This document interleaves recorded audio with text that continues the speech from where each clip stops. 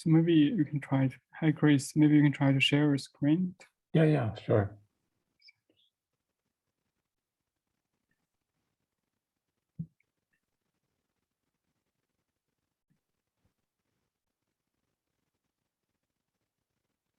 Okay, good.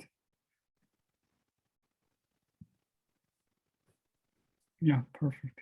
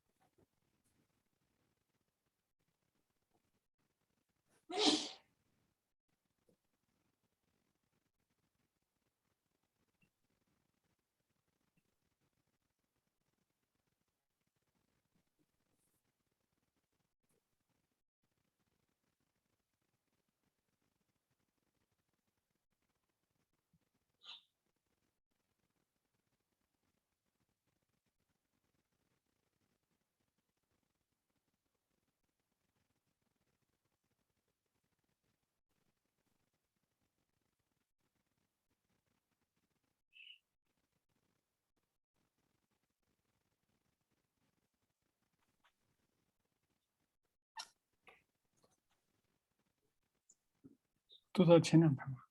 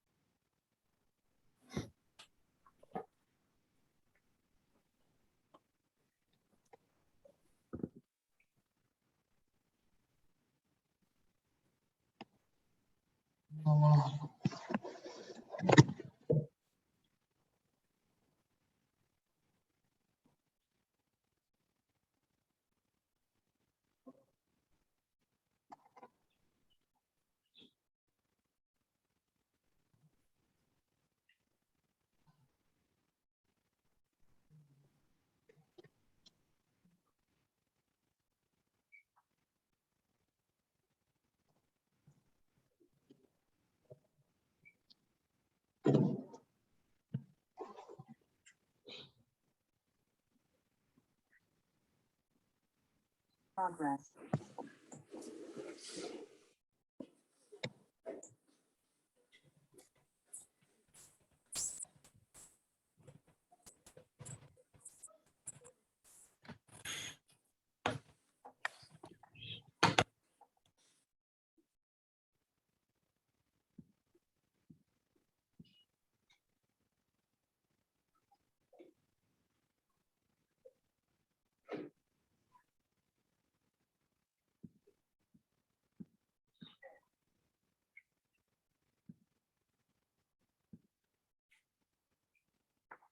Okay, good afternoon, good morning, everyone. Today we are really happy to have Chris Herzog from King's College London to give us the seminar. First, let me briefly introduce Professor Herzog. Professor Herzog is currently a professor in the mathematics department at King's College London. Previously, he was a member of the Young Institute in Stony Brook and also with the physics department at Princeton University. He's well known for his work on applying ADS-CFT to condensed matter and also nuclear physics, such as high temperature superconductivity. And more recently, his research interest has focused on quantum field theory with defect and boundaries. Chris, please. Thanks very much. It's a pleasure to be giving a seminar in China. I think this is my first seminar in China, so I'm very happy to oblige and talk to you all there, albeit remotely. Maybe someday I can actually come and visit. That would be even more exciting. I want to talk about some work that has been going on in my own life and also been done by some other people who've been interested in the same subjects over the last 3 or 4 years that has to do with anomalies in the trace of the stress tensor. These go by various names: conformal anomalies, trace anomalies, scale anomalies. And in particular, well, I'll have a lengthy introduction that I hope will bring everybody up to speed and get other people as excited about the subject as I am. But eventually, at the end of the seminar, toward the end of the seminar, I want to talk about some work I've been doing with a new student of mine. His name is Vladimir Skaub, or Volodya, as he likes to be called. It's some work that appeared over the summer, and it's a sum rule for these trace anomalies. So the illustration at the top of this first slide, this is supposed to give you some sense of the possible applications or why I think this subject is important. So let's go to the next page. And I should add, please, if you have trouble understanding me, or if there's something I say that's not clear, please feel free to stop me, ask questions. I mean, the really horrible thing about these virtual seminars is that I often feel like I'm talking to a wall, and it's very hard to know how the audience is reacting to what I'm saying. So I'll do my best, but it gets even better if there's more interaction. If you stop me, if you ask me questions, or just ask something in the chat, and I can try to address it. So the question I'd like to start with is, what do these 3 pictures have in common? So what do D-branes, so these are the boundary conditions for open strings. These red lines are supposed to be the strings that join 2 D-branes together. ADS-CFT, so here I have a picture, schematic picture of maybe some anti-de Sitter space. It has a boundary. It's got a black hole in the center. Maybe it's got some strings propagating. Topological insulators. So here's a picture of the density of states for electrons in a topological insulator, and entanglement entropy for many-body physics. So here I have a schematic picture of how you might set up an entanglement entropy computation in some lattice regularization of a quantum field theory. What do these 4 things have in common? And the answer I'd like to propose is that in all of these 4 cases, boundaries play a very important role. And maybe more generally, we could add here defects as well. So these are not just surfaces of codimension 1, but surfaces which have higher codimension. So why do I say that? Why am I saying that boundaries are important in all these 4 cases? In some cases, it might be more obvious than others.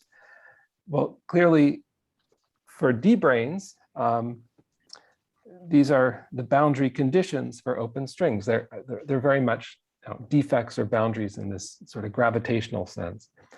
And this has been a very important subject going back 30 or 40 years in string theory. We think of D-branes as non-perturbative objects in string theory. They give us insight into the non-perturbative physics of string theory. They taught us a lot about, or gave us evidence for dualities between different string theories. They're part of the reason or they seeded maybe one of the second superstring revolutions, this realization that there are D-branes in string theory. And here boundaries are playing a very central role in this subject. In ADS-CFT, I even said it when I was introducing this picture, ADS-CFT is what? It's a map between a theory of gravity, or maybe more generally a string theory, and a field theory, a quantum field theory that lives on the boundary of some gravitational spacetime. So in this case, we have some spacetime which is asymptotically anti-de Sitter, and here's the conformal boundary of that space. And on that space, there's the field theory is supposed to live, which is dual to this gravitational setup. And again, ADS-CFT is this incredibly important thing in theoretical physics. It's maybe one of the most important developments in the last 20 years.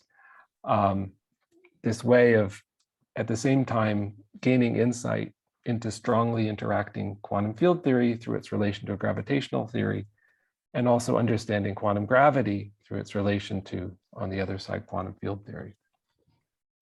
But again, the boundary here is playing a very central role. Topological insulators, this is a bit outside my area of expertise. Is there a question? Again, please feel free to interrupt it or write something in the chat or try to join the conversation. I think it'll be a more successful seminar the more interaction there is here. For topological insulators, again, this is a bit outside my expertise. This is more of the sort of condensed matter, many body physics set of ideas. But again, topological insulators have been really an incredibly important development in that field, and not just from the theoretical side, but also the experimental one. People have actually realized topological insulators in the laboratory. What are they? They're materials that are insulating in the bulk, so they have a gap in their distribution of energy levels for the fermions, but at the surface, there are these states which cross the Fermi level. And moreover, those states are protected typically by some discrete symmetry. So as long as you add interactions which don't break those symmetries, you preserve these surface states. And again, so it's a system where a surface or a boundary is playing a central role. My last example is entanglement. So this is a notion from quantum information theory, which has been leaking into many body physics and quantum field theory and also theories of gravity over the last 10, 15 years. I think there's some people now who claim to understand the black hole information paradox through entanglement entropy techniques. There's this island paradigm now for computing the black hole entropy, which reproduces the Page curve. So why am I saying boundaries are important here? Well, in the many body context, what people typically do is they try to figure out the quantum entanglement between two spatial regions. So here it's between region A and region B. And once you cut up your lattice or your quantum field theory into spatial regions, you have a boundary that separates those regions. In this case, it's not a boundary that persists in time, so it's actually codimension 2. It's more of actually a defect. And the physics of what happens at that boundary becomes very important. You actually are able to describe entanglement entropy through the insertion of so-called twist defects in quantum field theory. So again, boundaries or defects are playing a really central and important role. And so that's my starting point here for why I'm kind of interested in this subject. I feel like, over the last 30 or 40 years, a lot of the progress that we've seen in theoretical physics is sort of centered around this notion of defects and boundaries, and yet they haven't really been identified as the cause of all that progress. We sort of arrived at all this progress independently. And so what I'd like to do is I'd like to ask the question, would all these developments have just been obvious if we understood quantum field theory in the presence of a boundary or a defect a little bit better to begin with? Maybe that would have been a more logical starting point. And then from that, it would have been very clear all these other developments that we've seen over the last 20 or 30 years. So where to begin? Well, if we're going to think about quantum field theory with defects and boundaries, maybe we should start by thinking about conformal field theories, because conformal field theories, or CFTs, these are fixed points in the renormalization group flow. So we know the physics of a quantum field theory changes with scale, And then there are these fixed points where it stops changing with scale. These are the conformal field theories.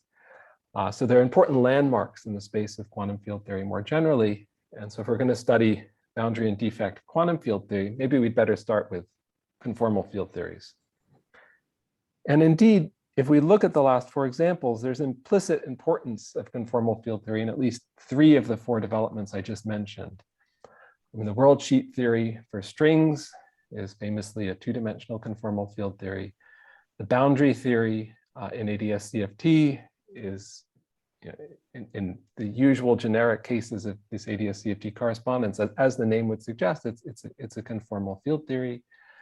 And then it turns out also that if you're going to study entanglement entropy, a conformal field theory is a very good place to start. At least you can do a lot of calculations in that limit. And then there are important theorems that have been proved about how entanglement entropy changes as you change the energy scale, which rely on these kinds of notions of twist defects and boundaries and defects more generally. Okay, so that's my starting point. And now let's focus down a little bit more on this notion of boundary and perhaps more generally defect conformal field theory. Again, please stop me, please ask questions or complaints. If you have a different point of view, I'd like to hear it. You're all very quiet. So boundary conformal field theory, what do I mean by that? Yeah, please. For those examples, I was wondering if it's possible to classify those boundary or defects by whether this defect can affect the bulk, or, you know. I'm having trouble hearing. Let's see. Can I turn up my volume maybe? Okay. Go ahead. Maybe you can ask again? Whether it's possible to classify the defects by asking whether the defect of back react or affect the bulk. Whether you want to have back reaction on the bulk. For the last example, like the entanglement entropy, clearly if you change the twist defect, the entanglement defect, then the bulk will also somehow change. Yeah, I mean, but if it's a very light defect or boundary, things that does not affect the bulk. So I was wondering whether there's any way to classify from this point of view.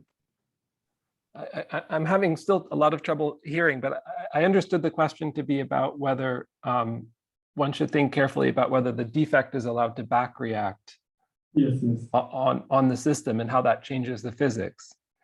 And indeed, it is an important thing to think about. And if we look at these examples again, in the D-brane case, I think famously we're supposed to allow these D-branes to move around and back react on the geometry, and that introduces a lot of important effects that I won't talk about at all today. My defects today are going to be frozen. They're just going to be fixed in space-time, and I'm going to look at the response of the system to adding these as kind of external sources in my quantum field theory. So it's more like these entanglement examples where you're calculating the entanglement between 2 regions that you just decide by hand to think about, right? Some inside, some outside. You can put that surface wherever you want, you freeze it, and you look at how the system responds to that. But yeah, it's an important distinction, and I'll have very little to say about the sort of dynamical aspects, but I think it really is kind of the next frontier of this subject, is to start thinking more carefully about that. So what do I mean? What is the case I'm going to study? I'm going to think about these things as sort of rigid external object sources in my conformal field theory that preserve certain symmetries. And if they preserve enough symmetry, then I'll be able to say interesting things. So a conformal field theory, if you recall, in say D space-time dimensions, it doesn't just have this SOD rotational group or Lorentz group associated with it. It has got an enhanced group that also has special conformal transformations and dilations. And so you have got this SOD, 2 symmetry group associated with conformal symmetry. So it's generated, as I said, by translations, rotations, Lorentz boost, dilations, and special conformal transformations. And now if I put a boundary in there, I'm going to break some of those symmetries. I can't translate perpendicular to the boundary because there's a boundary in the way. And so typically what will happen if I say put a boundary, a planar boundary at z equals 0, the simplest thing I can do, I'll break the symmetry group down to SOD minus 1, 2. And I can think about the symmetry as the symmetry of the conformal field theory that maybe lives on the boundary, the symmetry of this conformal field theory in one lower dimension. So that's the kind of case I want to focus on today, although you should think about these kinds of more general cases where the defects can move around, back react, where they're higher codimension. And in fact, there is one very special case I want to focus on in this talk, which will be important. It's to think about the conformal field theory, boundary conformal field theory, not just as a flat defect in flat spacetime, but to think about it as a special case of a theory in curved space with a symmetry for the metric called Weil scaling symmetry, where I'm allowed to rescale the metric by a local function of spacetime. Here I'm calling it sigma, although later in the talk it may change to omega. So if I think about a theory in a curved spacetime, a quantum field theory in a curved spacetime, and it has this symmetry where the metric, where I can rescale the metric and leave the action invariant, that's a sort of more general case of the specific boundary conformal field theory I want to think about today. So if I have that symmetry, I have that Weil scaling symmetry, and I change the metric, I change the action, then the response will be of this form. And this is, in fact, a way people often define the stress tensor. It's the response of the action to a change in the metric. So I have the stress tensor sitting there. And now if I specialize to the case where I change the metric in this funny way by Weil rescaling, where I multiply it by some local function, infinitesimally it looks like this. So I plug this back up in here, and I see that classically the stress trace of the stress tensor should vanish. Okay, that's a classical statement. And as we know in a quantum field theory case, the whole path integral may not respect that. There may be issues of the measure and the path integral. And in fact, there's an anomaly typically. This is the trace anomaly that's the subject of this talk, where instead of vanishing on the right-hand side here, you get to write some kind of polynomial in curvature invariance. So this is supposed to be the Riemann curvature, and this pi is supposed to be short for polynomial in Riemann curvature. And then you have a bunch of coefficients, these CI, which multiply these monomials in the curvature, which are going to be what I'm going to focus on today, the so-called anomaly coefficients. Another way of writing this, you can think about some effective action W that you vary with respect to this Weil parameter.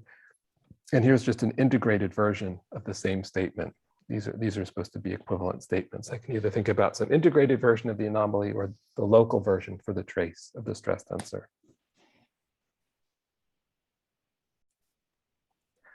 So why are these things at all important?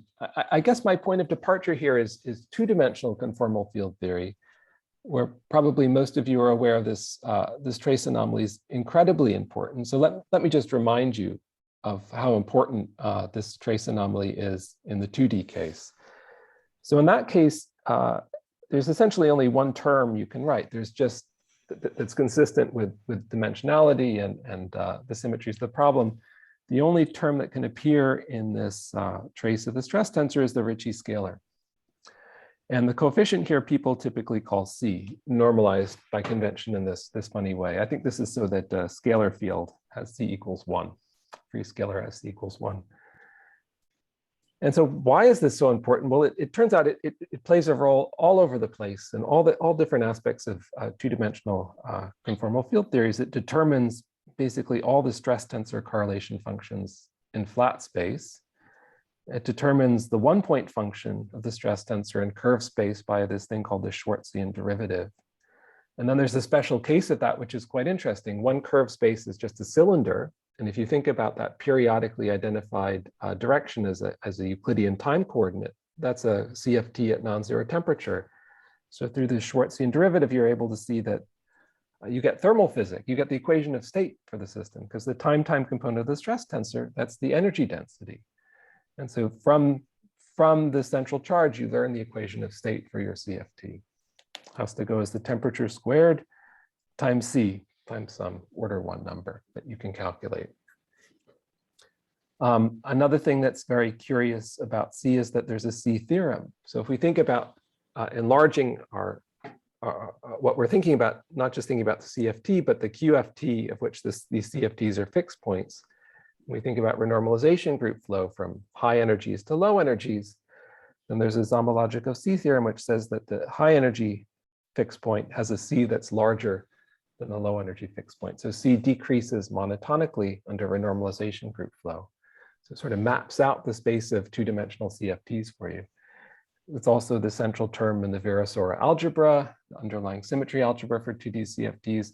And probably I should have written down entanglement entropy as well. It determines the simplest kinds of entanglement entropy in 2D CFTs, entanglement entropy for an interval. So all these things make these central charges seem kind of mysterious and very important. And one wonders what happens then in higher dimensions or in cases with boundaries and or defects.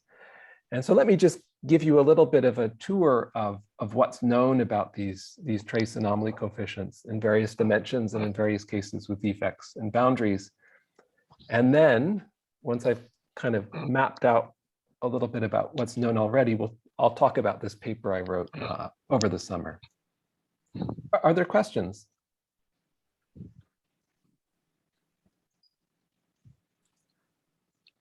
So we can move up in dimension. Maybe 4 dimensions is much more interesting from a physical point of view than 2 dimensions.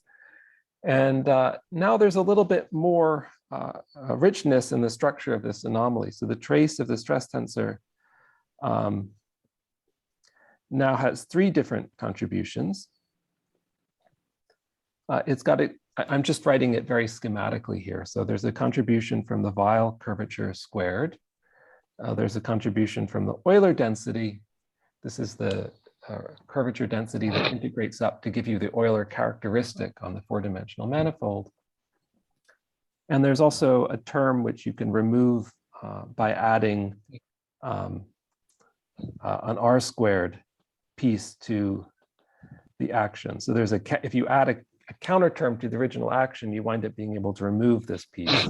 So it's not really physical in some sense. It just depends on your regularization.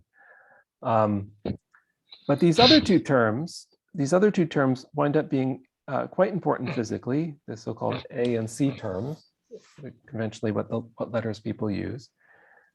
So again, they play a very important role in stress tensor correlation functions. So for example, C is also the coefficient of the stress tensor 2-point function. So it determines the stress tensor 2-point function. It's determined by conformal symmetry up to just a number. And A and C together, they basically determine the 3-point function, which is, I think, determined up to a couple of numbers. And then there's again an echo of this monotonicity theorem that we had in 2 dimensions lower. There was a conjecture by Cardy many, many years ago that was later proved about a decade ago by Komorgatsky and Schwimmer that the UV value of A, so if you have a renormalization group flow now that connects 2 different 4-dimensional conformal field theories, the high energy value of A has to be greater than the low energy value or the value of A at the low energy fixed point. So again, you're getting kind of a sense of some sort of map of the space of QFTs that this monotonicity theory kind of allows you to understand how the different sets of CFTs might or might not be related through renormalization group flow. So again, they're playing really a very important role, although maybe it's not quite as strong as what we saw in 2 dimensions, but still quite significant. And we can move up to 6D, and now we begin to reach the boundaries of knowledge. It turns out there are 4 physical terms in 6D. There's an Euler density term again. This is the Euler density term. ED for Euler density. And then there's these 3 terms which depend on the Weil curvature. But here, as far as I know, no one's proved that AUV must be greater than AIR. So that's an open question, although it may well be correct. And I guess in the supersymmetric context, people know a little bit more, like if you were going to study the 2,0 theory for that lives on the M5 brane in M theory, you can say a little bit more about these anomaly coefficients, but I think it's sort of largely open in this case, what's going on. So that's the case without a boundary. And you notice I've been skipping 2 dimensions as I go up, and there's a dimensional argument here, right? That if I think about the dimensionality, the stress tensor is an object with dimension D. And if I'm only allowed to use curvature invariants like the Ricci scalar, Riemann tensor, those all have dimension 2. So there's no way of writing something with appropriate weight D on the right-hand side, because these coefficients A, C1, C2, C3, they'd all better be dimensionless. This is a conformal field theory, so I can't introduce the scale here. So I can only write these anomaly coefficients in even dimensions. In odd dimensions, there's nothing I can do. So I've been skipping, all the odd dimensions and detailing these anomaly coefficients. But once you add a boundary, or more generally a defect, the story gets a whole lot richer, at least in higher dimension. So this is a kind of map of what's going on in the more general case in different dimensions. So let's look. So we have 2D, and here's the C times R term that we discussed a couple of slides ago. We have 4D, and here's the C and the A term, the Weyl curvature squared, and the Euler density term that we discussed a few slides ago. And here's 6D, and here's the Euler density term and the three Weyl invariants that we saw just on the previous slide. But now that we have a boundary, we've got to add more stuff. So it turns out the Euler density term has a boundary contribution when the manifold has a boundary. In the simple 2D case, maybe many of you are aware that all you have to do is add the Gibbons-Hawking term on the boundary, and that gives you the Euler density in 2D. I mean, it makes sense, right? If you think about the Euler characteristic, it depends on how many boundaries that the surface will have. In 4D also, there's going to be a boundary contribution to the Euler density, and in 6D, although I've suppressed it. But then you start getting additional things that you can write down as well, because when you have a boundary, there's another structure that you have at your fingertips, the extrinsic curvature. This has scaling weight 1. It only has a single derivative acting on metric structures. And so you're able to build something with odd dimension. And so you're able to add boundary terms in the 4D case. So here, normally, right, if you just had the Riemann curvature, you wouldn't be able to write anything with weight 3. But now that you have the extrinsic curvature, you're able to construct things that are of weight 3. Here, there's a trace k cubed term and a k times the Weyl curvature. And then also in the 3D case, there are boundary pieces that you can write associated with the boundary. So the boundary now is 2-dimensional. So there's a Ricci scalar, which has weight 2. This is sort of the analog of the A Euler density term in the bulk, but now just associated with the boundary.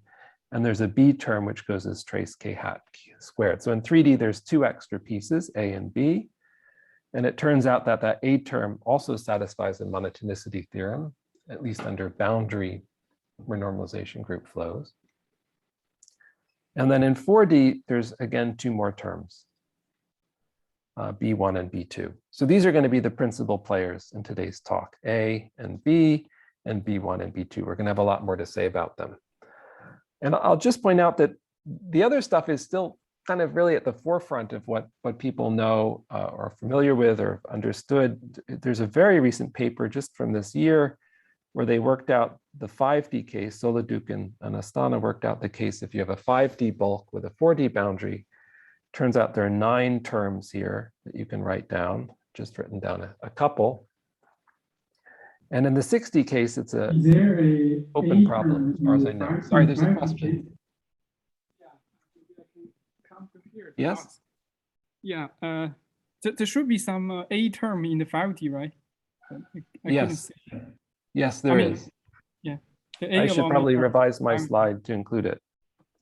Let's put it in there. Just like in the 3D case, there's going to be an A, and then there's going to be a let's call it Euler density 4D or something.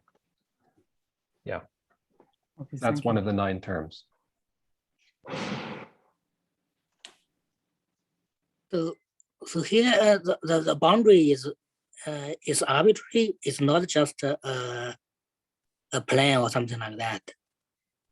That's right. I'm thinking about it in this more general context I mentioned before, where I'm not just, well, the plane is the sort of special case, but here I'm promoting it to a more general arbitrarily curved boundary in some arbitrarily curved space. That's right. But I still have Weyl symmetry, this Weyl rescaling symmetry of the metric, and that's what I'm using to kind of establish the presence of these anomalies. So here you take the coordinate such that the xn as a boundary, right? That's xn right. equal to 0 as a boundary. That's right. I think quite generally you could write down a metric. You could pick a gauge so that your metric would look something like, or your line element would look something like this. So I'd have, say, dx n squared, and then I encode I got it. Okay. the rest of the metric in this way. I see. Something like that. Yeah, Okay, so then okay. I can just put my boundary at xn equals 0. Mhm. Thank you for that question. Other questions? Okay. So that's kind of the spectrum of what's known. As we go up in dimension, we know less and less. Although you could ask, is it even physically important? I think there's some lore that maybe there are no conformal field theories in more than 6 dimensions. Maybe I should really stop writing my list here. Certainly in the supersymmetric context, I believe that's true, that 60 superconformal field theories are the highest dimension in which superconformal field theories are allowed to exist. Okay, so as I was saying, I want to focus now on the 4D and a little bit on the 3D case. So if you'd asked me to give this talk 2 or 3 months ago, I probably would have given a slightly different talk. I would have talked your ear off about the Euler density term in the 3D case, the coefficient of the boundary Ricci scalar for a 2D boundary in a 3D quantum field theory. And it turns out they're related to bulk marginal operators, as Itamar Shamir and I showed a couple years ago, and was also shown, I think, at exactly the same time by Lorenzo Bianchi. So I'll say just a few more words about that in a few minutes, but I'm not going to spend any time on that today. I want to focus more on these B-type anomalies, so the coefficients of these extrinsic curvatures. So the hat here removes the trace of the extrinsic curvature. So there's a trace k hat squared term in 3D.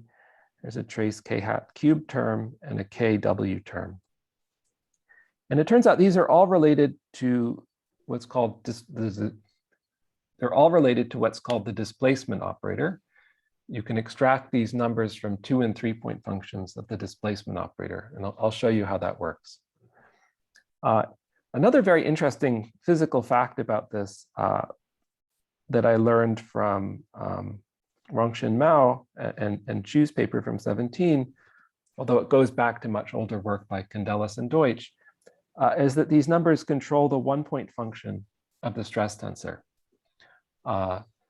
So it's very curious. If you look at the 1 point function for the stress tensor, it kind of has a 1 over some power. It has some power law fall off as you move away from the boundary. And the coefficients of that power law are controlled by curvature invariance multiplied by these numbers, B1, B2, or B. That's, I think, a very interesting result. Okay, so there's that, but I want to focus on the displacement operator side of the story today. So what do I mean by that? So the displacement operator. So the boundary is located somewhere. In this case, it's located at xn equals 0, although I could imagine varying the location of it. I could imagine the location of the boundary as being a source in the quantum field theory. And whenever I have a source in a quantum field theory, there's a corresponding operator that's dual to it. So I can vary the action, here I'm calling it I, by the location of the boundary. And whatever I get out at some operator, we'll call that operator the displacement operator. So it's sourced by small changes in the embedding of the boundary, or more generally, defect. So that's one way of thinking about it. And then I'm able to relate that to two other ways of thinking about it as well, which will also be useful in the context of today's talk. Another way of thinking about it is the fact that by putting a boundary in there, at least in the flat space limit, I've broken translation invariance. And so the stress tensor, which used to be conserved, is no longer conserved in that direction orthogonal to the defect. And the amount by which it's not conserved is the displacement operator.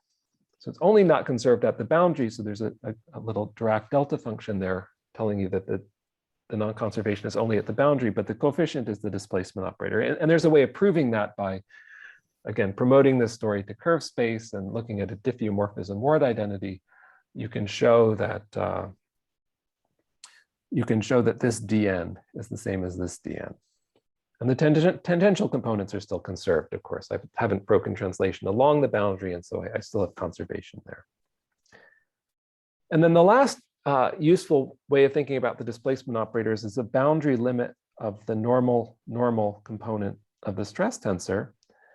And to see that, you can start with this relation, and this is really a very, well, it's an elementary exercise in electricity and magnetism. You all did this exercise when you studied capacitor plates and thought about how the electric field was related to the charge density on a capacitor plate. It's basically the same calculation. We'll show you that the normal component in the boundary limit is also the displacement operator. So those are three different ways of thinking about the displacement operator. Some operator that lives just on the boundary and that has these three different interpretations. Now, because I have this conformal symmetry on the boundary, I'm able to fix these defect 2- and 3-point functions up to numbers. This is a familiar fact in conformal field theories, that the 2- and 3-point functions in conformal field theories are fixed up to numbers. Here I'm calling them CDD and CDD. And the rest of that function is just fixed by the conformal symmetry. And so the claim is that these numbers in the 2- and 3-point functions are basically these trace anomaly numbers up to some constant of proportionality, which you can figure out. Okay, so in the 3D case, B is related to CDD, and in the 4D case, B1 is given by CDD, and B2 is given by the 2-point function number. So here is a naive question. So how do you know the D operator is a primary operator? How do I know it's a primary operator? Mm-hmm. Good. So I guess I have to look at the algebra. So I have to make sure that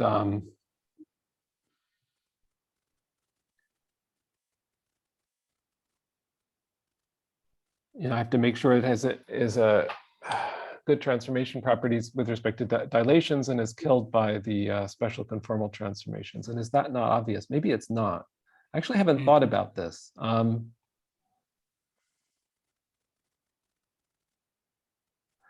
Yeah, I'm sorry, I haven't thought about this. And I think if I take too much time to answer this question, I'm just going to slow down the seminar. But I'm pretty sure it is. I hope it's a straightforward derivation, but I don't have a good answer off the top of my head. Okay, I got it. Okay. It should be. It should absolutely be a primary operator, but thank you for the question. Mm-hmm. So I wanted to say a little bit more about the talk I'm not going to give. So the A, in case you're wondering, it's still kind of an open question how to relate this to correlation functions in the conformal field theory. As far as I'm aware, I think there's some thought that you might be able to extract it from the stress tensor 2-point function. We had a conjecture a year or so ago. I think the conjecture is wrong, so I won't bother you with it. One thing I can say, though, is that if you have marginal operators in the theory, these are bulk marginal operators. These are operators of dimension d that live in the bulk, so away from the boundary. And you can put them in the theory with some marginal couplings, lambda I. And so the talk I'm not going to give you would explain why, if you take a derivative of A with respect to the marginal coupling, you basically get out the 1-point function for these marginal operators. You don't get the coordinate dependence. It's the number. It's the number that determines the 1-point function, the coefficient of the 1-point function. That's the talk I'm not going to give. But I think it's kind of an open question here. So I'll just write that as an open, whether there is some, correlation function from which you can extract A. I don't think anyone knows yet. Okay, good. So my plan in the rest of the talk, I guess I have about 20 minutes left. So now things are going to get a little bit, I think, more technical, but hopefully everyone can follow along. I want to review where these relations between B and the CDD come from, and then I want to try to find a new relation. This is the sum rule I mentioned in the title of the talk between B1 and B2. Okay, so where do these relations come from? It's basically some kind of anomaly matching, shall we call it? So if we look at the effective action, we know if we vary it with respect to scale, and we can just focus on the piece that comes from trace k hat squared, we can write it in this way. I mean, this is by construction. So this is the form of our anomaly. We can show this is sort of the unique term, one of the only few possible terms that can show up in the effective action as an anomaly. In the jargon, it's the only term that's West amino consistent and can't be removed by counter terms. So we know that piece in the effective action. And now let's consider not just a flat surface, but a surface that's a little bit wiggly. And if it's just a little bit wiggly, the extrinsic curvature I can write as a Hessian of the location of the boundary. The extrinsic curvature, I can just think of some second derivatives of the location of the boundary. These are tangential derivatives. And so what I see here now is I see xn appearing in a quadratic way in my effective action. So if I take two derivatives with respect to xn, remember xn was the source for the displacement operator. The location of the boundary sources the displacement operator. If I take two derivatives with respect to xn, I should pull down the scale variation of the 2-point function of the displacement operator, okay? So I put this in here, I take two derivatives, and I get the scale variation of the 2-point function of the displacement operator.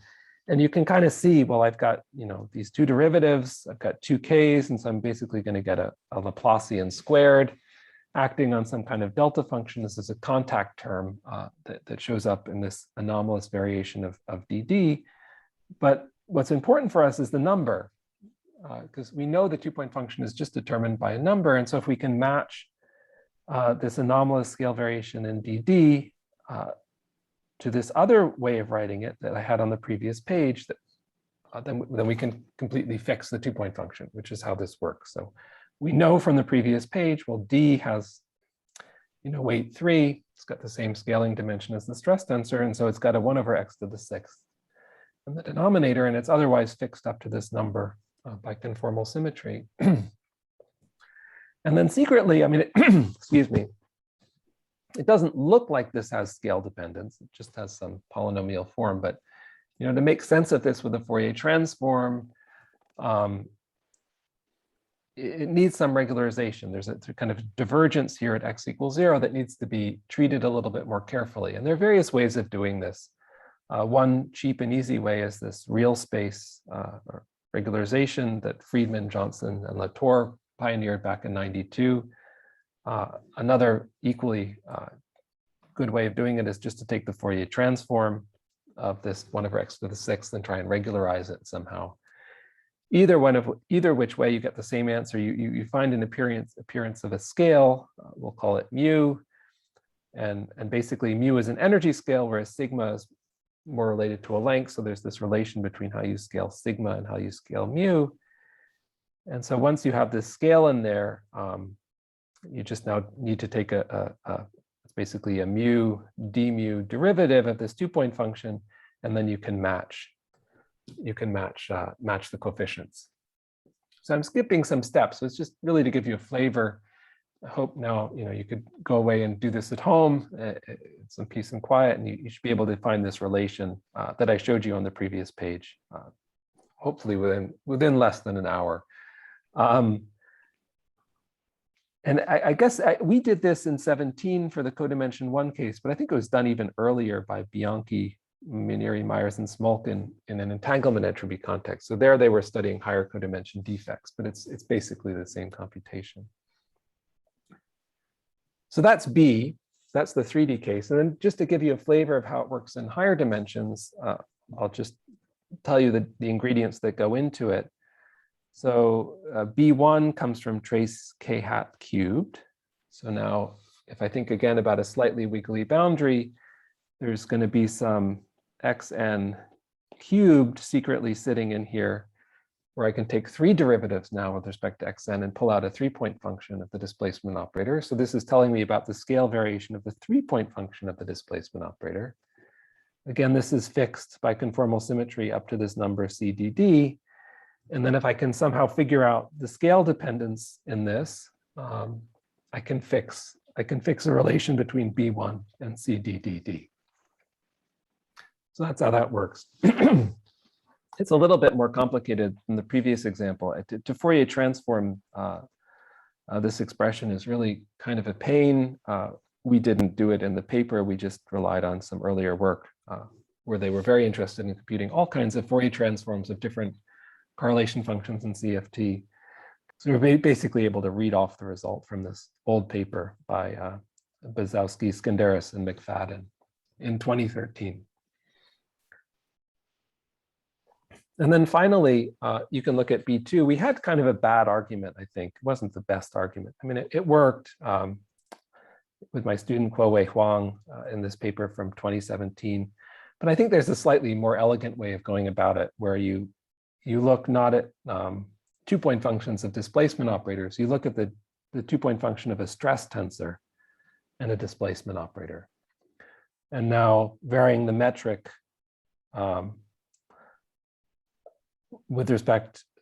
varying the action with respect to the metric gives you a stress tensor. Varying the action with respect to the location of the boundary gives you a displacement operator. And you can think of the K here secretly as including an xn, and the Weil curvature is secretly including some factor of the metric that you're varying with respect to. So now again, I mean, the strategy though in gross is the same. The 2-point function of the stress tensor and displacement is fixed up to a number, has some rather complicated tensorial form, involves the inversion tensor. And I'm going to compare that with this structure here in the trace anomaly, and you grind for a long time, and you can match all the different tensor components. But at the end of the day, you find exactly the same relation that we did back in 2017. Okay, so that's that. That's a brief review of the results from before. Sorry, is it the x in this T mu nu is the defect coordinate or the bulk? That's good, thank you. So this is a bulk coordinate, and this would be purely defect. So it's a little bit different in style to what happens before. It's more complicated. You need to find this anomaly in a bulk defect correlation function, not just a defect one. Okay, thank you. But at the end of the day, it comes out. Okay, so that's that. And then I'm finally on to more recent work. I guess I have about 10 minutes left. Is that right? Yeah. We have enough time. Don't worry. Don't worry about the time. Okay, well, I have a lot to say, so you should feel free to stop me whenever, ask for more if you'd like. But I'll try to cover the central story in the next 10 minutes. So then if people need to go, they can, and I can tell you a little bit more for those who want to stay afterwards. Sounds good. So the question I wanted to ask is there a way to relate these two anomaly coefficients in the 4D case, what I was calling B1 and B2? So these are just to remind you, right? B1 comes from extrinsic curvature cubed, and B2 comes from KW. Or this one also comes from the 3-point function of displacement, and this comes from DD.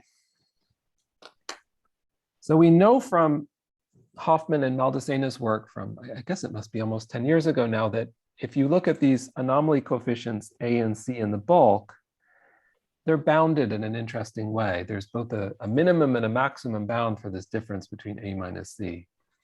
And it's also affected by things like supersymmetry. And I guess it's saturated by free theories as well. So there's a very interesting story about relations between A and C. And we also know, for example, if there's enough supersymmetry that A equals C, like in maximally supersymmetric Yang-Mills, I believe A equals C. What can we say about B1 and B2? I think all I can say at the moment is that B2 has to be greater than 0 because it's coming from a 2-point function. And by reflection positivity, the coefficient there should be positive. But can we say some more? So the idea that started this paper was maybe we should look at the stress tensor displacement 3-point function. Maybe this is a good place to start looking. Because on the one hand, as I was saying before, if you take the boundary limit of the normal component of the stress tensor, you get the displacement operator. So there's some way of hopefully extracting CDD, there's some way of extracting this 3-point function coefficient, C with 3 Ds, from a boundary limit of T mu nu dd. And there are also these things called ward identities, where, you know, if you look, say, at diffeomorphism invariance, you can relate that to varying the action with respect to a metric in a certain way. So the ward identities often allow you to remove a stress tensor from a 3-point function. So maybe somehow by cleverly combining boundary limits and ward identities, we might be able to get some constraints on these B1 and B2 coefficients. That was the idea behind this project. So we're not really going to get all the way there, but we'll get something, and that's the story I want to show you. So TDD is heavily constrained by conformal symmetry, but it's a more complicated object than what we've seen so far. I think everything I've shown you so far was just determined up to a number by conformal invariance. In this case, we're finally going to find functions of cross ratios. So if you have enough points, one is able to construct these rational functions of the insertion locations that are themselves invariant under conformal symmetry, and then you're able to start making correlation functions depend on functions of these cross ratios. And that's what happens in this DDT case. So in this case, what you find some denominator, which is fixed basically by making sure it has the right weight under rescalings, under dilatations. There's 2 rather complicated looking tensor structures, and then there are these coefficients, which are now functions of this cross ratio I'm calling V. So here's the details of the tensor structures. They're not so important. I think our approach was just to put them in Mathematica and forget about them, not work with them too much by hand. But that's the full structure of the DDT correlation function that's compatible with tracelessness. So these structures have been specifically constructed to be traceless, but now I should also make sure it's conserved, of course. I should make sure that d mu t mu nu is 0. And that gives you a relation between these 2 functions, alpha and beta. And so the takeaway is basically up to perhaps an integration constant that this 3-point function is determined by one function of a cross ratio, which we could call alpha of V. Okay. So that's what conformal symmetry has to say. And so the punchline, or I guess one of 2 punchlines, the ward identity that comes out of this, so by looking at the fact that you promote the system now to curved space, and you insist on Weyl invariance, there's going to be a ward identity which says that the following integral over these functions alpha and beta, and of course you can trade beta for various derivatives of alpha if you wish, using conservation, this funny looking integral over alpha and beta, so this is something that depends on the full TDD 3-point function, this gives you the 2-point function coefficient CDD. Okay, that's what comes out of the ward identity, which is, I guess, a little bit disappointing. It's not really what we wanted. What we really wanted was a relation between, we really want CDDD, the 3-point function coefficient sitting there on the left somehow, and that's not there yet. So let me tell you where this comes from. It's really kind of a standard thing, and the one wrinkle is the fact that there's no boundary. Sorry, yeah. This wide identity, can you specify which symmetry you mean? I mean, Yeah, I will. Yeah. It comes from looking at dilations, or dilatations rather. You mean dilatation? Yeah. Okay. And also the previous slides, the conservation, you mean apart from the defect, right? That's right. So this is a statement in the bulk, and there'll be a contact term on the boundary. So this is yes, that's a good point. This is in bulk. But it's true almost everywhere. So it gives very strong constraints on these functions alpha and beta.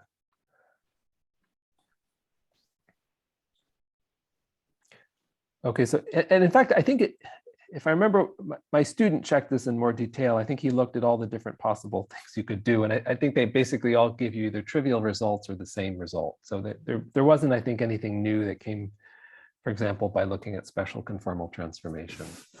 But I'll show you where this comes from now.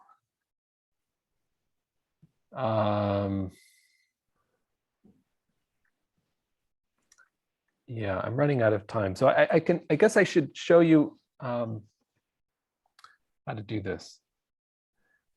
So maybe I'll show this briefly, and then we can come back to it later after the talk is officially over, and we can discuss a few more details. But let me just show you in gross what's happening. So the idea here is you introduce a string of operators, X, and you look at the response of that string of operators to varying the metrics. This is a correlation function now in some arbitrary curved spacetime, and you vary that correlation function with respect to the metric. And when you do that, of course, you'll pull down a stress tensor. That's the definition of the stress tensor. And if there's a boundary, there could also be a boundary type stress tensor term that shows in there. And that's an interesting caveat that I won't dwell too much on. I think for the purposes of this end of last few minutes, we'll just ignore this tau ij bit and the boundary part. And we're going to look at a special type of variation, which is a Weil variation combined with a diffeomorphism. Okay. And through some massaging, you can rewrite then this variation in the following way in terms of the diffeomorphism and the Weil transformation. And there's a little boundary contribution as well. So I'm going to skip this part about whether the boundary stress tensor is there or not. We can come back to that for the experts later if you're interested. And so the way this works is as follows. So we introduce this sort of dome-shaped region that's on our boundary. We vary, or we consider the following surface integral for the stress tensor multiplied by the string of operators X. So this is a surface integral just on the sort of top piece of that dome. By Stokes' theorem, we replace that with a volume integral plus a boundary term on the boundary. Sorry, this one is the boundary term. And then we expand this out. We act with d mu on v nu, and we're going to specialize now to the diffeomorphisms which can be undone by Weil transformations. These are the so-called conformal transformations that are symmetries in the flat space limit. So if I act directly on V, I get the Weil piece, and I could act on the stress tensor, that's the other bit. And then I compare with what I had on the previous slide for the variation of my X, and I can identify this thing that's sitting here as precisely the conformal, so if I have some conformal symmetry transformation of my string of operators. Okay, so now the idea here is for the operators, let's put in two displacement operators. And for this delta, let's just think about dilatations. So when I vary dd with respect to dilatations, I'll just get the scale weight, which is d. And then on the left-hand side, I've got this integral of, in this case, it's going to be t dd over a surface. And that's precisely the word identity that I showed you here after some work. So d is what you get from varying dd by scale transformations, and the left-hand side is the surface integral written in a funny way. So that's the word identity. So I'm basically out of time. I wanted to say one more thing, which was that if I can have a few more minutes. So another way of talking about this is if you have a bulk operator, in this case the stress tensor, you can decompose it into d-factor boundary operators. This is this so-called boundary operator product expansion decomposition. And so what happens in this case is that you get two things that can show up in this decomposition. You can get the displacement operator, or you can get a tower of operators which have spin 2 boundary operators. And that's all that shows up in the OPE. And in fact, there's a restriction on the dimension of these spin 2 operators. They have to have dimension greater than d-1. And so the idea here is now to use this decomposition in our word identity. Because if we plug in this decomposition, now we're explicitly going to get a contribution from CDDD from the displacement operator bit in this decomposition. And then we're going to get a bunch of other terms which come from this tower of spin 2 operators. So there's another way of rewriting this word identity, which might be a little bit more useful. Again, I'm going a little bit fast here, which looks the following. I mean, there's a lot of work here to get this to work. You have to, figure out what the conformal block expansion is, so-called, for these correlation functions. But after you do that, morally, you still get that CDD piece on the left, but now you have a sum on the right. So this is the displacement operator contribution, and these are the spin 2 pieces in that boundary operator product decomposition. And we have this relation between these guys and B1 and B2. So we can specialize to the case of 4 dimensions, and then this sum reduces in the following way.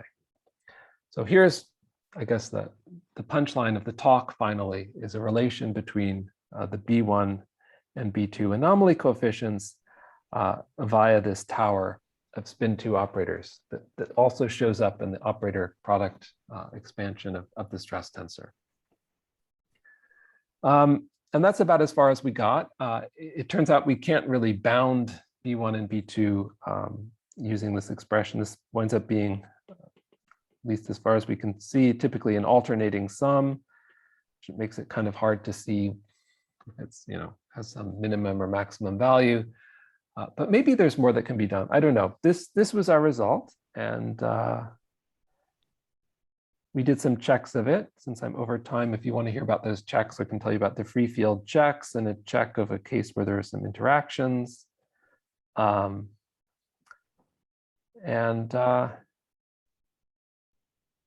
let me add, and they're a little bit over time, but I think that's basically most of what I wanted to say. That we provided a relation between B1 and B2. We were able to check it for free theories and a theory that was interacting perturbatively, although I didn't get a chance to tell you a little much about that. And that the fact that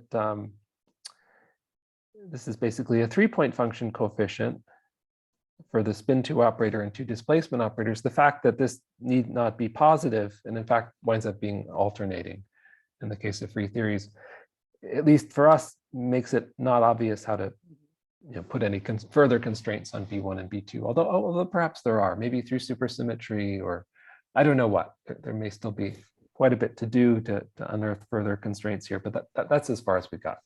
Okay, thanks very much. Okay, thank you.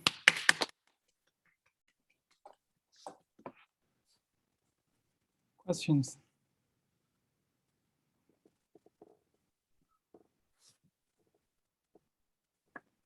both online and offline. Are there any questions?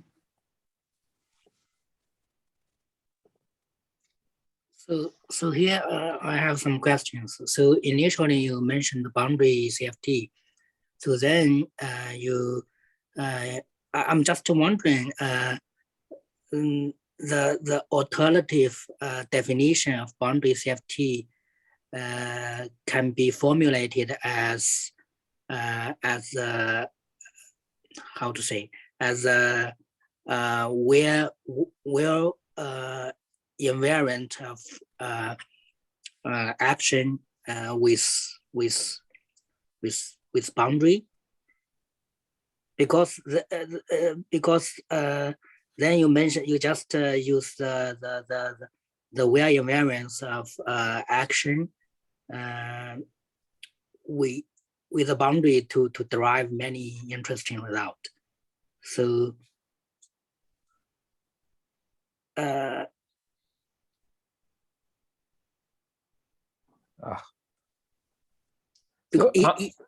initially you just say boundary CFT is just a kind of CFT which preserves the boundary symmetries. Okay. So that's right. So my definition, I just had a flat boundary.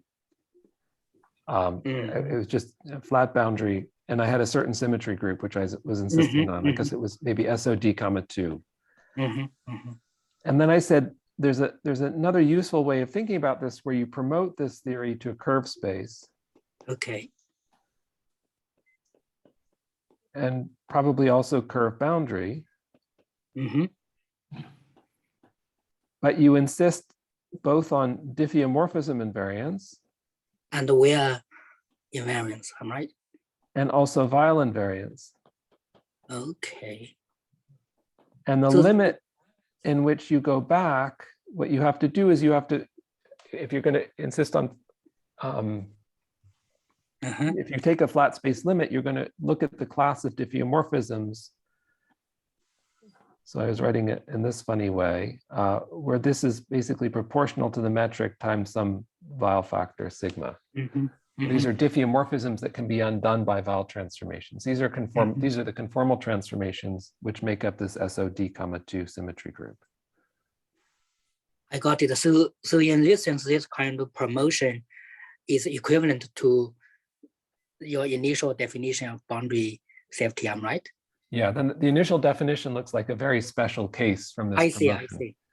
There are other very interesting special cases you could look at too, for example. I mean, you could look at putting the theory on a sphere or a sphere across the hyperbolic space. There are lots of other restrictions where you sort of manifest this conformal symmetry group in different ways. I see. So another question is your derivation of where identity, what identity is kind of path integral derivation, am I right? The derivation of the sorry, say it again. What identity? What identity is kind of path integral derivation? Yes, I would say so. Okay, I see. Okay, thank you.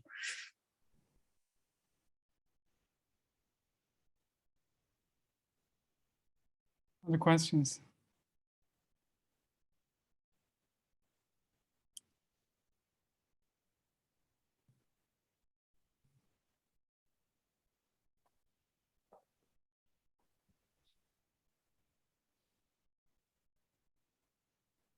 I actually got a question. Can this relation be promoted to if you turn on a defect RG deformation, RG flow? Can what be turned on? Sorry. If I do a defect RG flow, let's see. If I do a defect RG flow, can I? Does this relation be generalized, or you think they are still there? I mean, this B coefficient relations. This relation. Yes. This is a statement about the fixed point. You want to generalize it away from the fixed point? Yes. Or ask maybe how it might change under RG flow. That's an interesting question. Trying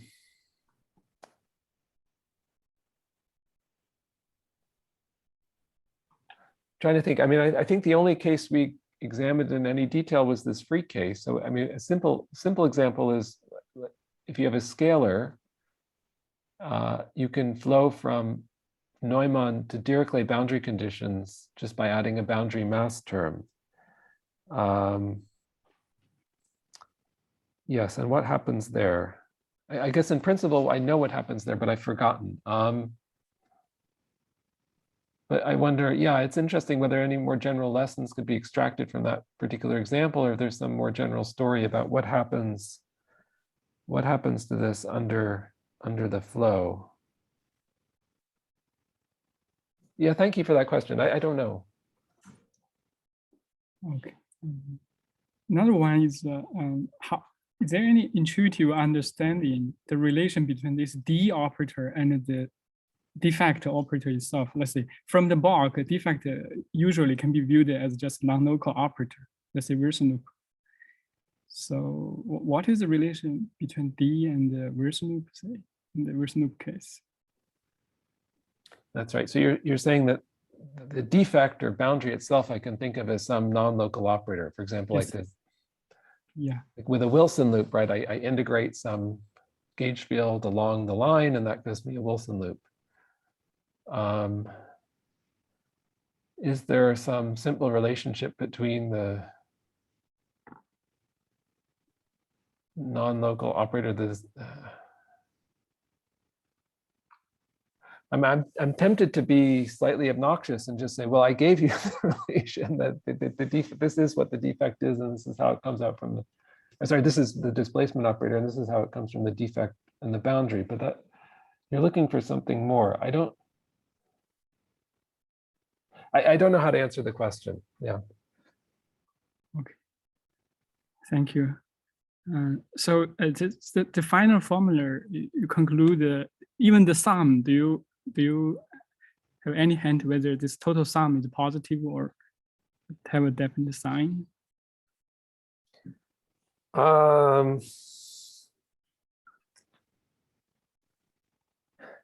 Yeah, I should look at the data I have for free. I think even for free theories, it's, let's see. So do I remember?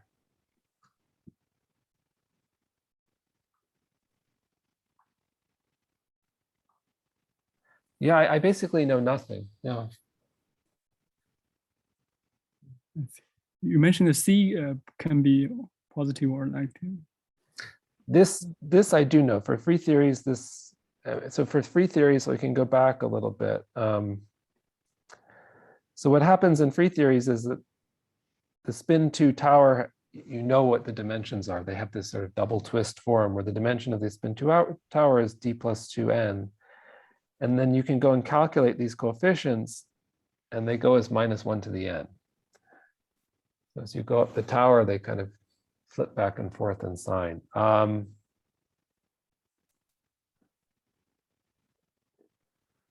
I mean, this sum, I think, is not even that particularly well behaved. So, I mean, naively, the coefficients, I was looking at this last night, I think they diverge as 2 to the delta.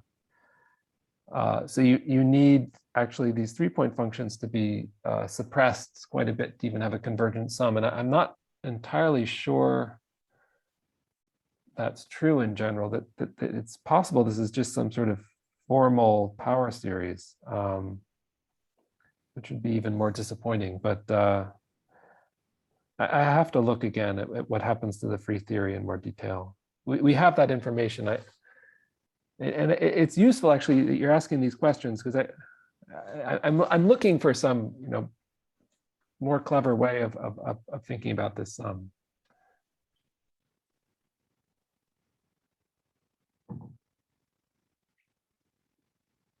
Right. Another thing I'll point out is the pole at delta equals 3. For the experts, that's indication that the boundary stress tensor is decoupling. And that's why the sum has to be restricted to delta greater than 3 here.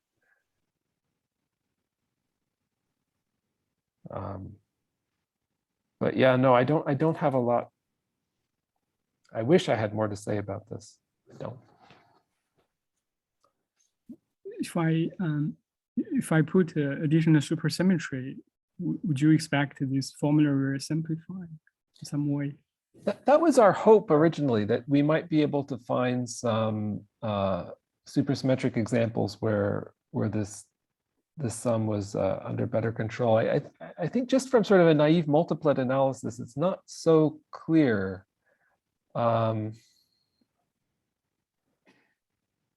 Because I guess what we were thinking is, well, if all the spin 2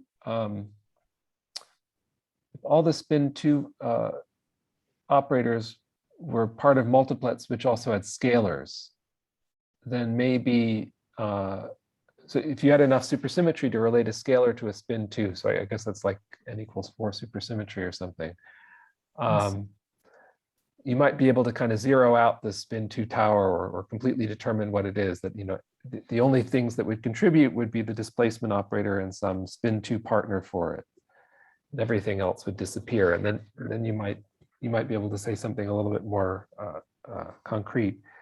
But I don't think that's necessarily right, because if you have spin 2 operators, of course, you could also go the other way with your supercharges and get operators with, at least composite operators with higher spin, and then I don't see any reason for why this sum should truncate.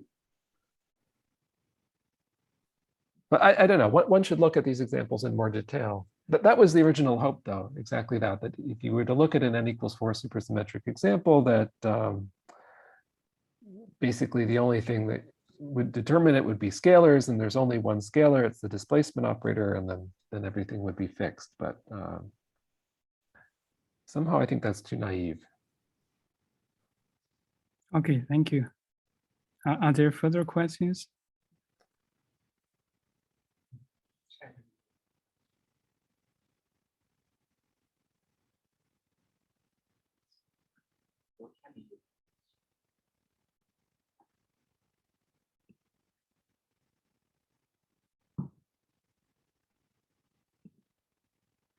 Okay, if no further questions, let's thank Chris for the great talk.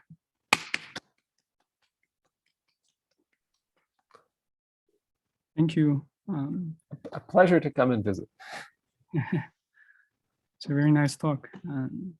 Yeah, very interesting result. So actually the wide identity comes from even in the presence of defect. Maybe if I just to confirm I understand correctly. So there's still dilatation symmetry, right? So in principle, this topological operator is still there. So you can just wrap in this, do the integral, surface integral, and then obtain the wide identity. Yeah. So the defect breaks some of the special conformal transformations and the translation symmetry perpendicular to the boundary, but yeah, there's still dilatations. I see. And an inversion symmetry as well. Well, at least potentially.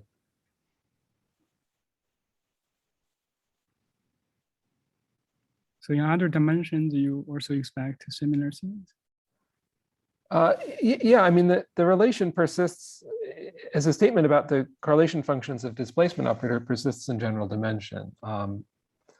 Okay. Whether there's a relation to these anomaly coefficients is less clear. I'll tell you so if you were to look at, for example, the 4D, 5D case, there is still an anomaly coefficient which is related to CDD, and I think in general there's an anomaly coefficient which is related to CDD. I mean, I think quite generally you can write something that looks like W times derivatives acting on, W times derivatives acting on K, which has the right scaling and can somehow be completed to a Weil invariant polynomial in these curvature invariants, and whose coefficient is CDD. This other one, I don't know. This is less clear to me, whether that's related in higher dimension to anomaly coefficients. But it seems your argument can also apply to relate, let's say, 3-point function and a 4-point function, right? Because essentially, yeah. Yeah, that's yeah. true. I just replace some d operator by t mu nu and do integral. That's right. That's right. And in fact, in our paper, we write this not just for GD, but for any pair of scalar operators. I think the only thing that changes, you have a delta here on the left-hand side, the delta of that operator. Yeah, I mean, some kind of recursion relation for higher points even. 3 and 4, 4 and 5. Yeah, no, that's true.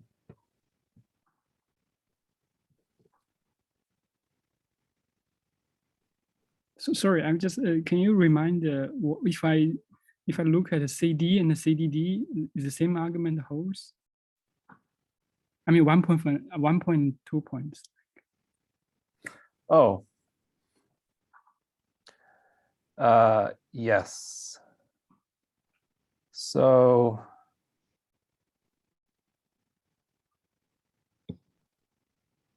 it was implicit. It was somehow implicit here. So if you look at this correlation function, Yes. you could ask why is CDD showing up there at all?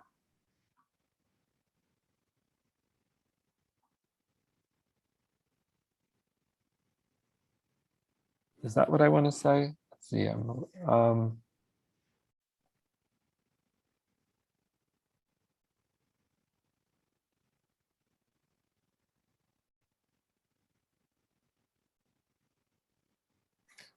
No, maybe this is more subtle. I have to think about this. I mean, the issue, if you go down in the number of operators, the 1-point function will typically vanish. So 1-point functions in CFT vanish, and then 1-point functions of higher tensor operators vanish in the bulk. So it's, yeah.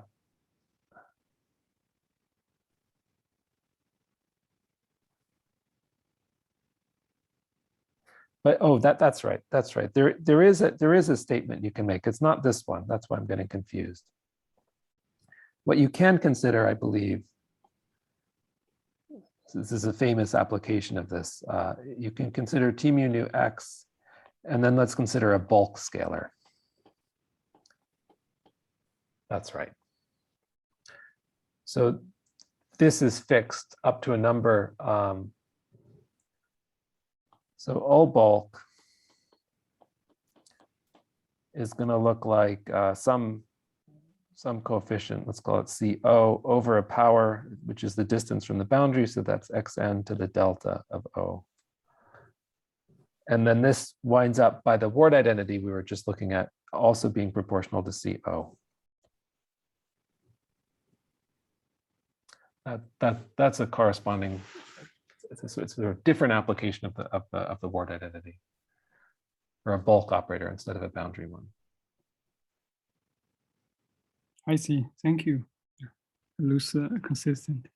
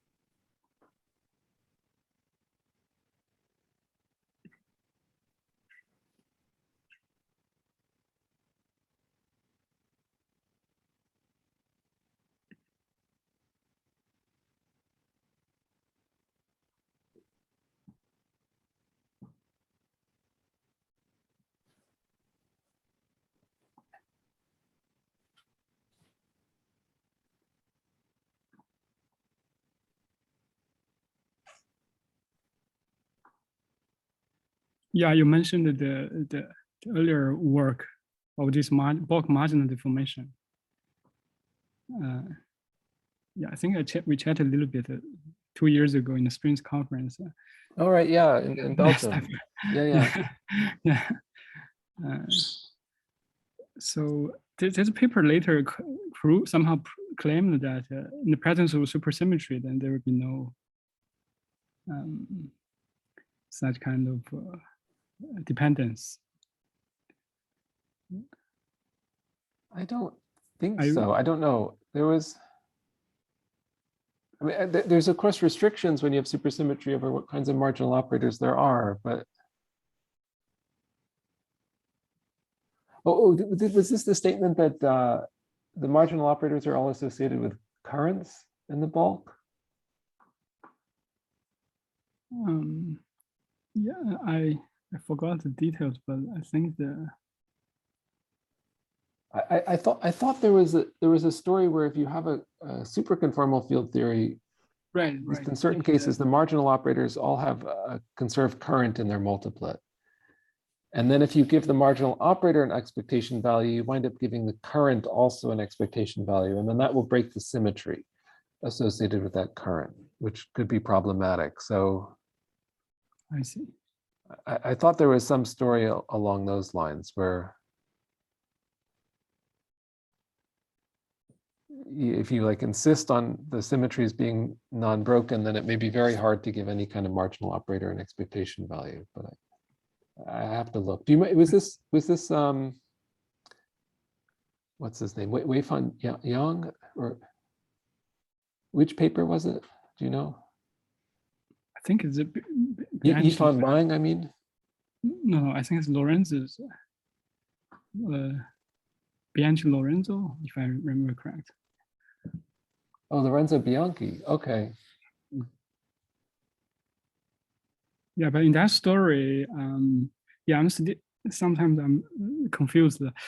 In that story, do you assume the defect does not affect the bulk, or the defect is always frozen in these in what I was talking about today. It's always like an external source, so there's never any back reaction.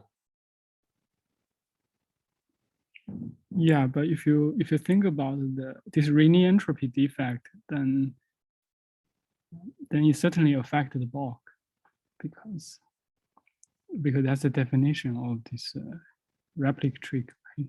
Yeah. So in flat space, if there is a defect, then it takes the job of do the replicas. But somehow in that case, indeed, in the presence of enough supersymmetry or maybe minimal supersymmetry, it's only superconformal is enough. Then I mean the defect anomaly does not depend on the bulk marginal deformation. From the examples, you can see it. You can compute this super Rayleigh entropy, then you see those anomaly terms. So if you view that as defect anomalies, then I mean A anomalies, then both in 4D and 6D, they are just universal terms. Yeah, there's no coupling there. Well, the entanglement story I'm getting dim and fuzzy on, since it's been a while since I thought about it. But I know like these A and C terms in the bulk, the A term in the bulk is supposed to be independent of marginal couplings. But that's a somewhat different argument. I mean, that's related to the fact that the 1-point functions in the bulk all have to vanish if there's no boundary or defect. But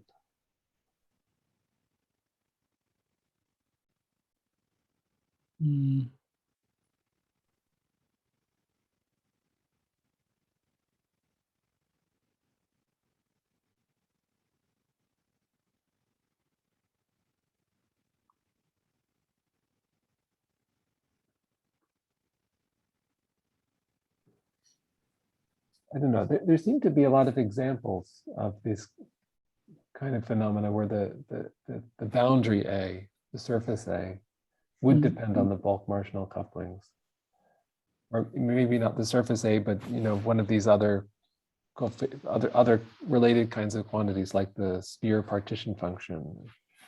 I see. Oh, I see. Okay, you do you do consider the boundary case, not coordinate 2 case. And the Riemann entropy is coordinate 2, so its dimension is different. I think the argument with Idemar, we considered it in arbitrary codimension. Arbitrary. Okay. Doesn't have to be a boundary. Okay.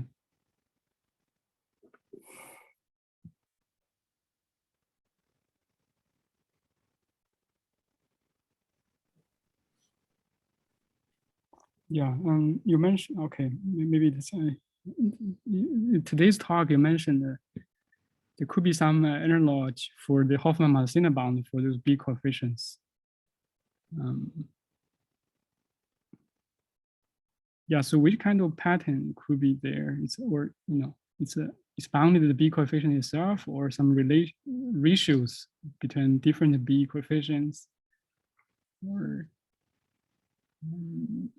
I don't know what it should. I mean, I guess my dream when I started out was that maybe, well, maybe B1 was related to B2, like through supersymmetry, or maybe B1 minus B2 should be bounded in some way. But I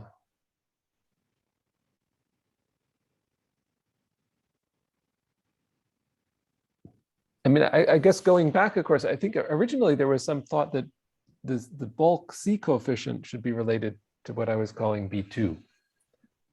And at least for free theories, there seemed to be a relation that the bulk C was related to this boundary B2. So again, maybe also that might, maybe they're not related, but maybe there is some kind of bound, like B2 has to be less than C or something. I think that was something we were wondering about a long time ago.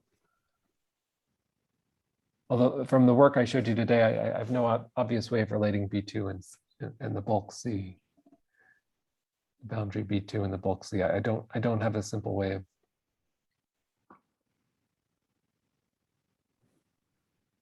seeing how to relate them.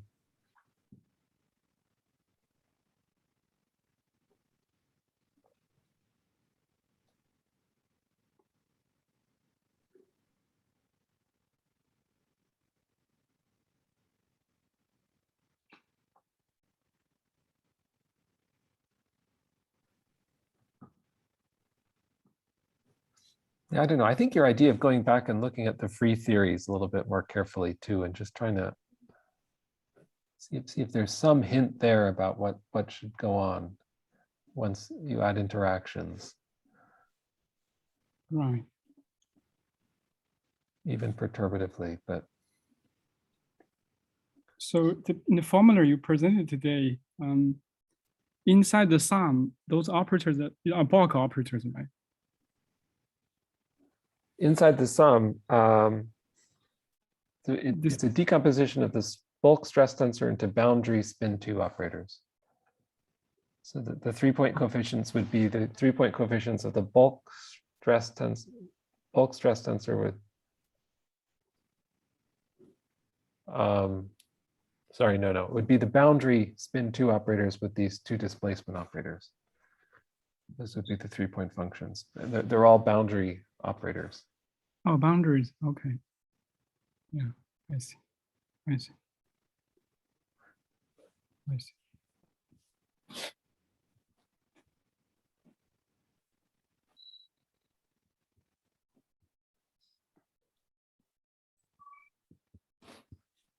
No, I mean, this lack of positivity, I guess, was a problem a long time ago when they were thinking about doing bootstrap for boundary CFT. That like if you there's this crossing symmetry story, right, where if you have a 2-point function of 2 bulk operators, you can bring them each close to the boundary and decompose them into boundary operators and then multiply them together, and then you should have some positivity because you've got 2-point functions and boundary operators, the coefficients are all positive. But then in the other channel, where you bring the 2-point functions close together in the bulk and decompose them into bulk functions, in this case, bulk scalars, And those scalars can all have one-point functions, but now that channel is not clearly positive because you have the one-point function can be positive or negative. And because you have that lack of positivity, it wasn't obvious how to do the same semi-definite programming, try and, you wouldn't get a lower bound I see. in one of the channels. I see. And so sort of a similar issue here. We've got this boundary 3-point function. It's not clear why it should be positive. But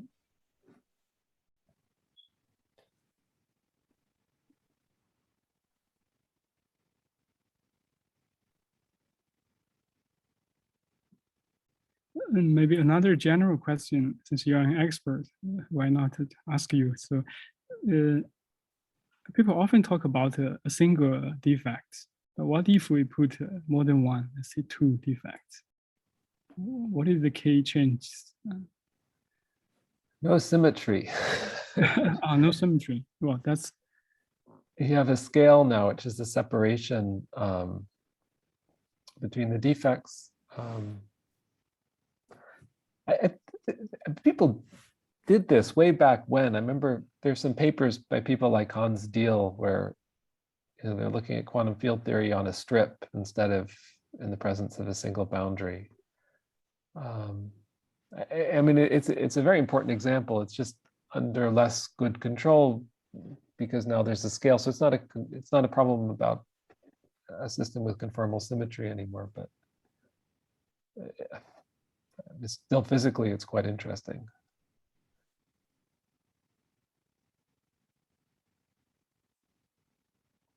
I see. Also, I just getting to remember one question I think I want to ask is there any way to reformulate the formula you present in terms of entropy, let's say? Because usually people talk a lot about defect entropies. I believe these coefficients control, they control certain aspects of entanglement entropy. Let me try and remember how this works. So I thought for like, if you just consider a twist defect, there was this work by Solodukin who was basically showing that the A and C in the bulk will determine these coefficients, what I've been calling B1 and B2 in the boundary. And in fact, in codimension 2, there's another addition to it.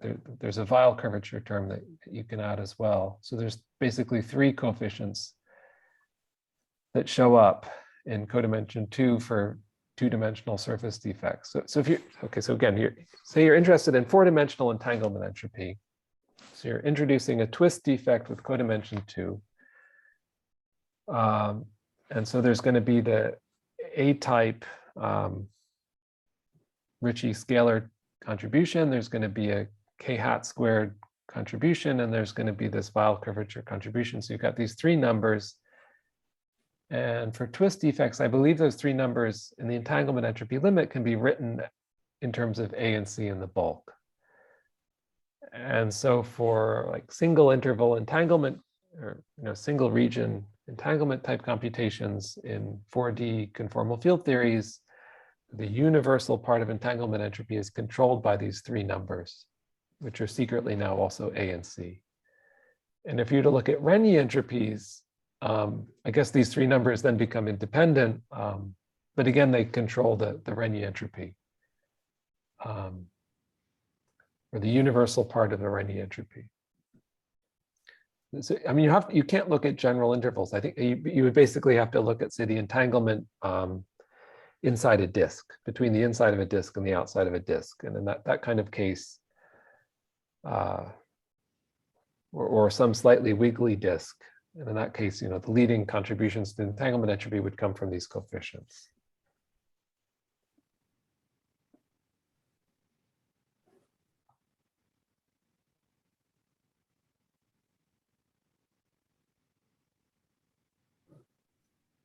I've forgotten the original question though. Sorry. Okay, that's fine. But yeah, entanglement is a little different. First of all, it's column dimension 2. As you said, another is actually back react to the bulk. So, but maybe there is a kind of some rule there also for some coefficients, B-like coefficients, trivially holds. You're saying back reacted in the sense that you have like a multiple cover. Yeah. Actually, I'm always bothered by, in this point of view, this entanglement defect is very, very different from the usual defect like reverse loop, right? Or I thought, I don't know, in 3 cases though, I thought you could kind of, I mean, naively, we've been using these orbifolds and monodromy defects as sort of toy examples of defect conformal field theories, just to check the formalism. I have this paper with another student where we're trying to figure out how to write correlation functions and general representations of the Lorentz group. And in that case, it was very useful to kind of look at these orbifold theories or multi-sheeted cover theories, because locally anyway, all the correlation functions, you can use the sort of same structure, I thought. But no, I agree, it's different.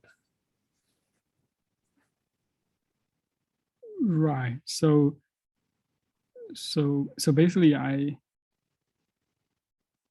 was bothered whether if I just employ this same wide identity, let's say if there's a symmetry that's still there, I mean, symmetry should be there. If you still do this symmetry integral, then what we will get, yeah, I'm bothered a little bit by that. If it's the defect, it has a huge back reaction.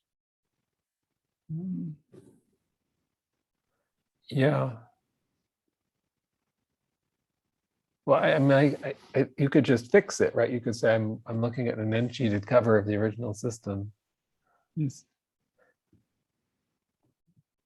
I mean, of course, all that I showed you today was codimension 1, and I think it would be interesting to kind of generalize it to higher codimension. There are a few technical difficulties, but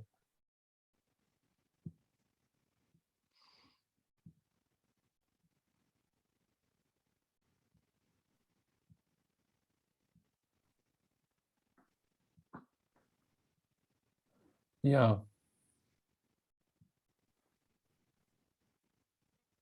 Okay, all right. Thank you for a really nice talk. I'm glad you enjoyed it. Thanks for the invitation. Again, this is, I think, my first talk in China, so I'm very happy to oblige. Thank you. So I guess you're in the Ladakh, you are in the same college or university? Uh-huh. Okay. Yeah, with Nadav, that's right. Okay, so please take my wishes. Actually, last year I invited Ladakh to give a talk. Did he come? It's again online, of course, cannot come. Oh, online, yeah. It's a year ago, yeah.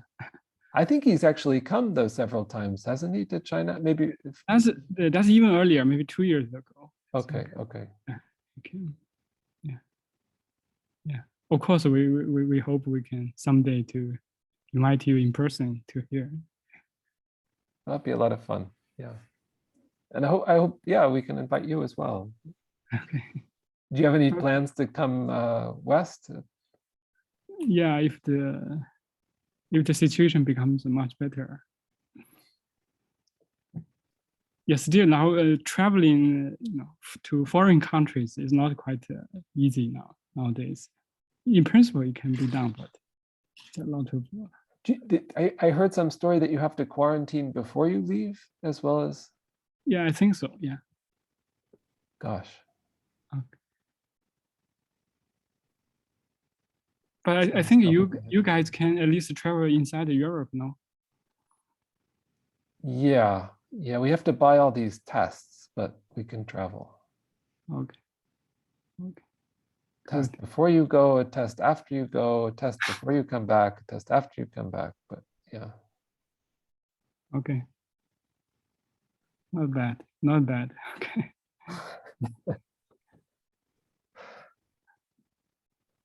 not clear who's taking the tests, I guess. Some of these tests, they just show up in your mailbox and you mail them back, so. Okay. But stick the Q-tip in some water instead of in your nose. Okay, thank you. All right, very good. Thank you. Thank you.